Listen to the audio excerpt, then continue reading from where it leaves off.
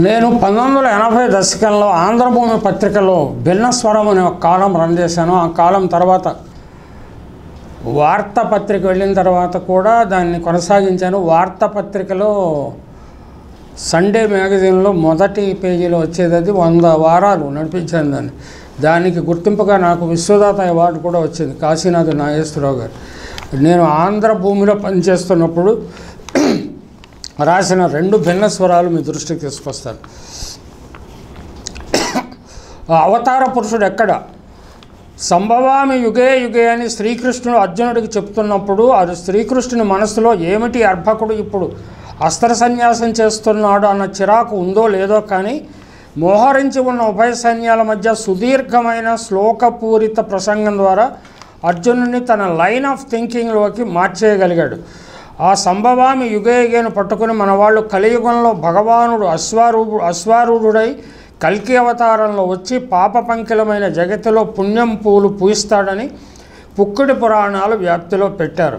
కల్కి అవతారం ఎప్పుడు భూమిపై అవతరిస్తుందో ఖచ్చితంగా అంచనా ఇవ్వలేదు మన పురాణాలు,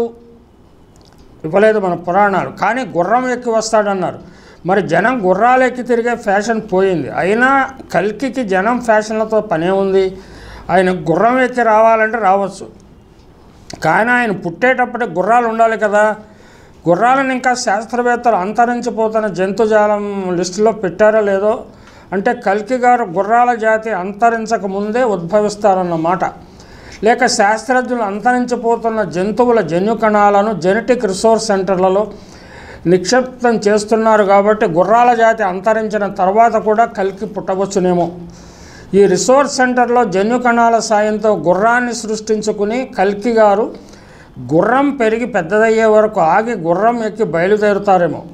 గుర్రాన్ని ఎప్పుడు చూడని భావికాలపు పిల్లలు ఏమిటి జంతువు అని జంతువుపై కత్తి తిప్పుతున్నాం, పెద్ద మనిషి ఏం చేస్తున్నాడని తప్పక ఆశ్చర్యపోతారు. కల్కిని తనను ఆశ్చర్యంగా చూస్తున్న జనాన్ని చూసి బెదిరిన గుర్రం చెలరేగితే కల్కి గారు చంపే పాపుల సంగతేమో కానీ రోడ్ల మీద జనం మాత్రం కొందరైనా చనిపోతారు.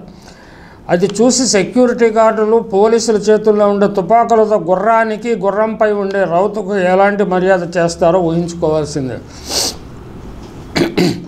ఆర్థిక సంక్షోభం ఏర్పడే సమాజంలో అలగాజనంగా ముద్ర పొందిన సామాన్య జనం సమాజ నాయకులపై తిరుగుబాటు చేసే దశలో ఎన్నో పుక్కిటి పురాణాలు పుడుతూనే ఉంటాయి. బతుకులు భారమైన వారు సమాజం తమపై మోపిన బరువును దింపేసుకునే తరుణంలో ఈ పుక్కిటి పురాణాలు మరీ వ్యాప్తం అవుతాయి. పోతులూరి వీరబ్రహ్మం గారు వేడుకతో పోతులూరి వీరభోగ వసంతరాయులు 7 దీవుల ఏకచక్రము నేలను బ్రహ్మాండమంతా అంటూ పలికిన భవిష్యద్వాణిని కొందరు అన్న భక్తులు ముఖ్యమంత్రికి అన్వయించి, అంటే ఎన్టీ రామారావు గారికి అన్వయించి ఆయన ఎలక్షన్లను నెగ్గగానే ఇంకేముంది వీరభోగ వసంతరాయలు జన్మించాడు, ఇక వెతకండి 7 దీవులు ఎక్కడున్నాయో ఆయన ఏలటానికంటూ పల్లెల్లో విస్పరింగ్గా ప్రచారం మొదలెట్టారు. అట్టడుగు వర్గాలు తమ స్థితిగతులు బాగా లేక ఎప్పుడూ మార్పునే కోరుతూ ఉంటారు. వీరు కోరే మార్పును తెచ్చేది తామేనంటూ చాలామంది తయారవుతుంటారు.